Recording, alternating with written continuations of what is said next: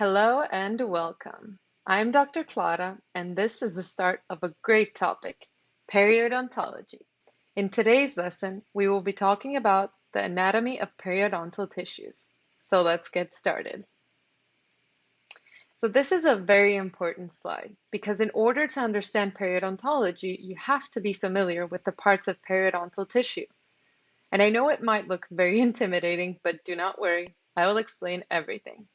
Now let's start with the three main soft tissues, the free gingiva, attached gingiva, and alveolar mucosa. So here we have the free gingiva, and you can see it very well even on this photo. And it is called free because, as the name says, it is free or it is not directly attached to the tooth, but it is attached to the tooth in a way through the junctional epithelium.